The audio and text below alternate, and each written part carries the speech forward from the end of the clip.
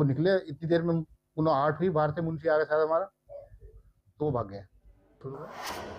LPG gas cylinder को लेकर के बीजेपी नेता मुख्तार अब्बास नकवी ने हमारी संवाददाता कंचन अरोड़ा से खास बातचीत की। क्या कुछ कहा, सुनिए।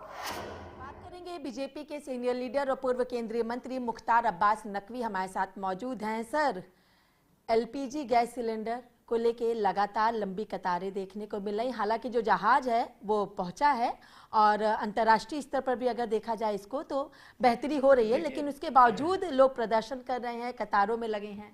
देखिए, ये स्वाभाविक है। आज पूरी दुनिया में एक संकट और कंटक का दौर है और उस संकट और कंटक का भारत पर कम से कम असर पड़े, इसके लिए नरेंद्र मोदी जी के नेतृत्व में जो संवेदनशीलता के साथ सरकार काम कर रही है उसका असर और प्रभाव दिखाई पड़ रहा है। और मुझे लगता है कि किसी को भी भय भ्रम का भौकाल खड़ा करने की ज़रूरत नहीं है, भरोसे को पैदा करने की समाज में ज़रूरत है। लेकिन विपक्ष कह रहा है कि कमी है, क्यों वो हाथ मिलाए हैं, क्यों ईरान से उन्होंने पहले बात नहीं की, सामना जो है वो जनता को करना पड़ रहा है। देखो, जो ये ऐसे संकट के समय में पूरा देश एकजुट होकर खड़ा होता है, आप जो है वो कॉन्फिडेंस लोगों में पैदा करने के बजाय कंफ्यूजन क्रिएट करने में लगे हुए, ये ठीक नहीं जी।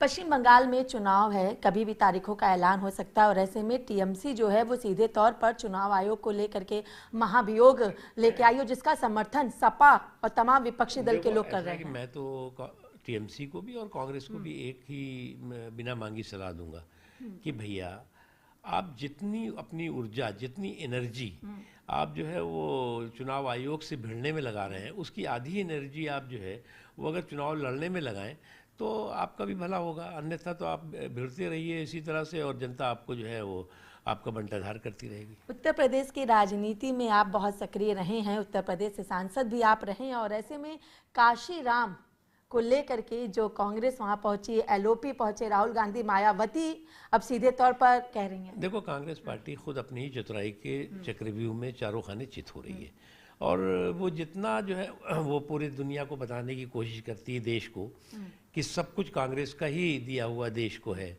वो उतना ही उसका जो है वो खुद उसके साथी उसके गुब्बारे को फोड़ रहे हैं। एक अंतिम सवाल, क्या लग रहा है ये मुद्दा जो है वो 2027 के विधानसभा चुनाव के उत्तर प्रदेश में पड़ता हुआ दिखाई देगा? अब चुनावी चौपाल पे तमाम तरह की चकलसें चलेंगी, देखिएगा।